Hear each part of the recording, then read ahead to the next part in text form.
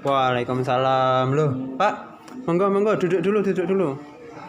Perkenalkan Pak, saya Firdaus, dokter yang sedang berjaga malam hari ini. Kalau boleh tahu, ada yang bisa saya bantu? Nama saya Irham, 18 tahun. Sudah 3 hari saya demam. Terus di sini juga nyeri, terutama kalau lagi jalan. Saya sudah muntah 5 kali sama nggak nafsu makan. Oh begitu, udah minum obat? Udah dok, saya sudah minum paracetamol sama istirahat. Baik Bapak, habis ini saya periksa dulu perutnya ya. Silahkan tiduran di sini, bajunya dilepas. Belum melakukan pemeriksaan fisik, kita lakukan prosedur cuci tangan 7 langkah. Dan juga membaca bismillah. Bismillahirrahmanirrahim. Baik, yang pertama adalah inspeksi. Kita minta pasien telentang, sedangkan kita ada di kanan. Kita lihat apakah ada luka, paru, deformitas. Kemudian kita lihat konturnya, datar, buncit, cekung, atau ada benjolan. Kemudian umbilikusnya, apakah dia bulging atau hernia. Kemudian kita lihat pulsasi aorta, apakah dia peristaltik. Pada orang kurus terlihat ya. Seperti ini ya, karena dia ini pasiennya kurus.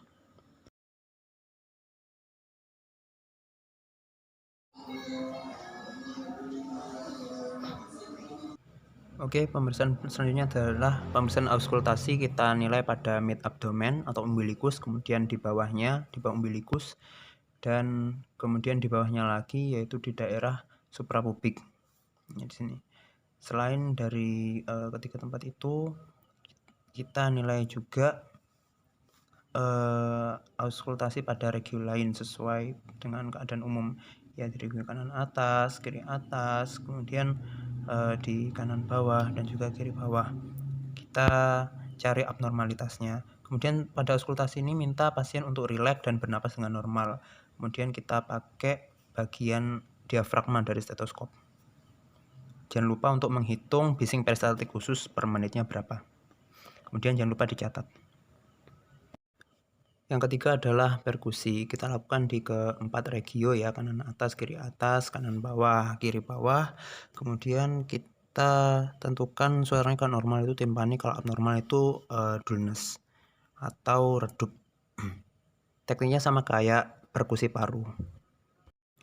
Setelah perkusi secara umum, kita lakukan perkusi hepar. Yang pertama adalah kita tentukan batas atas, yaitu sejajar mid clavicular line dextra. Kita perkusi sampai ketemu batas atasnya ya, karena ini berbeda dengan paru maka dia akan ada perpindahan dari sonor ke redup. Kalau sudah ketemu maka kita kasih tanda, kemudian kita tentukan batas bawah ya, dia itu searah dengan garis sias dextra. Kita perkusi dari bawah ke atas karena ini berbatasan usus ya, maka dia nanti perubahan dari timpani ke redup. Nah, nanti kalau sudah ketemu kita tandai lagi.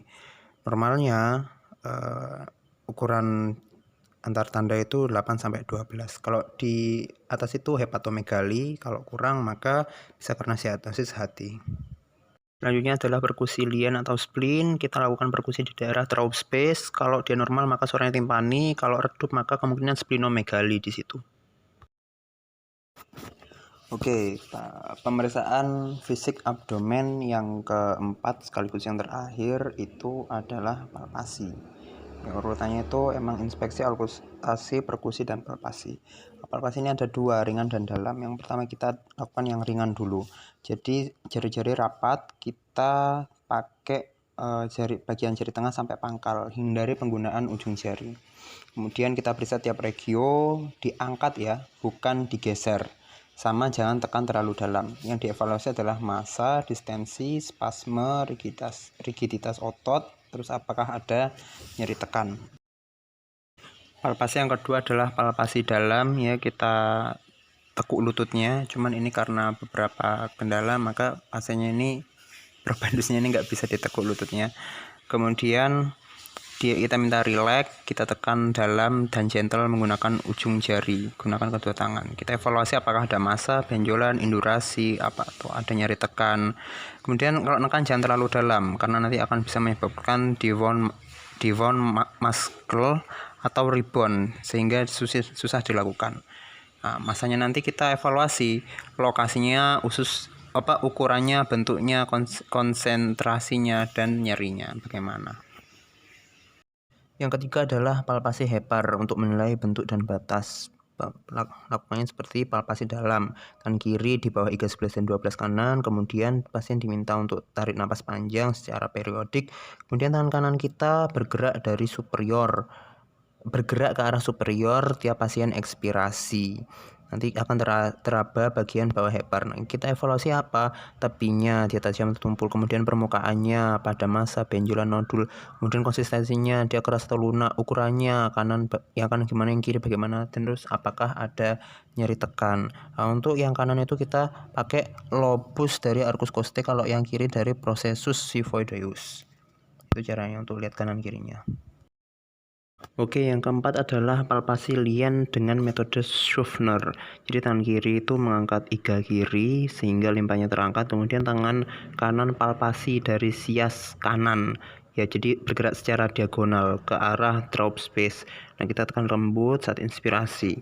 Interpretasinya nanti ada 1 pada drop space, kemudian 4 pada umbilikus, 8 pada sias, antaranya ada 2, 3, 5 sampai 7. Palpasi yang kelima adalah lien menggunakan metode Hackett. Jadi kita palpasi ke arah atas dari sias kiri, arah arcus costae. Normalnya itu adalah 0, kalau teraba di arcus costae 1, teraba di sias 4, diantaranya bisa grade 2 atau grade 3. Palpasi yang terakhir adalah palpasi aorta, letaknya di kiri dari midline. Dia itu digabung ya sama inspeksi ya. Apakah dia terlihat, kemudian setelah teraba apakah dia terlihat. Akan saya bacakan hasil dari pemeriksaan fisik. Yang pertama, inspeksi. Tidak didapati luka, kemudian deformitas tidak ada, konturnya datar, umbilikusnya normal, kemudian pulsasi aorta nampak sedikit karena memang pasien kurus. Kemudian yang kedua adalah auskultasi. Tadi didapati denyutan peristaltik bising usus sebanyak sekitar 15 denyutan per menit. Kemudian didapati juga adanya penurunan bunyi peristaltik usus pada regio kanan bawah. Kemudian ketiga adalah perkusi. Didapati abnormalitas yaitu dullness pada perkusi di sekitar regio kanan bawah di dekat umbilikus. Kemudian untuk hepar ukurannya normal yaitu sekitar 10 cm. Kemudian juga pada pemeriksaan drop space atau lien itu juga suaranya timpani atau normal. Kemudian keempat adalah palpasi. Yang pertama adalah palpasi ringan. Jadi pada palpasi ringan tadi didapati nyeri tekan pada regio kanan bawah. Kemudian pemeriksaan palpasi dalam, sama masih di regio kanan bawah, pasien merasakan nyeri. Ketika ditanya derajatnya dari 0 sampai 10 kira-kira sekitar 7. Berikutnya adalah palpasi hepar. Pada palpasi hepar didapati tepinya itu tidak terlalu tajam maupun tidak terlalu tumpul, kemudian tidak didapati massa, benjolan atau nodul, kemudian konsistensinya itu tidak terlalu keras ya, tidak terlalu lunak juga, sedang-sedang, kemudian ukurannya juga normal, kemudian tidak didapati nyeri tekan. Pada palpasi lien ya didapati skornya adalah 1, artinya lien baru teraba pada daerah drop space dan itu normal. Sedangkan pada metode Hackett ya masih palpasi lien itu didapati grade-nya adalah 0 yaitu tidak teraba, artinya normal. Kemudian selanjutnya adalah palpasi aorta. Ya, dari aorta itu kelihatan sedikit denyutannya melalui inspeksi karena pasien memang kurus. Kemudian pada perabaan dia teraba. Jadi untuk kemungkinan diagnosis klinisnya adalah apendiksitis. Kemudian diagnosis bandingnya bisa karena adanya keganasan maupun luka dalam pada regio kanan bawah. Oke, karena ada kecurigaan terhadap appendicitis, maka kita lakukan beberapa pemeriksaan. Yang pertama adalah burning sign, yaitu dengan menekan titik sepertiga lateral pada garis sias hingga ke umbilikus. Apabila nyeri, maka dia positif. Kemudian Rovsing sign, yaitu kita tekan pada daerah kontralateralnya. Apabila nyeri pada daerah McBurney, maka dia positif juga. Kemudian psoas sign, ya, kita tahan paha atas, kemudian suruh ke atas. Kalau dia nyeri, maka dia positif. Kemudian sign yang miring, ya, kalau dia nyeri maka dia positif juga. Oke. Baik Bapak, berdasarkan hasil pemeriksaan yang telah saya lakukan, jadi sepertinya Bapak ini mengalami appendicitis atau yang istilahnya adalah usus buntu. Jadi usus buntu itu apa? Usus buntu itu merupakan sebuah bagian dari manusia yang sampai sekarang itu kita masih nggak tahu kegunaannya apa, fungsi dari organ ini apa. Nah, apabila pada usus buntu itu ada infeksi dan terjadi peradangan, maka akan terjadi appendicitis. Nah, appendicitis ini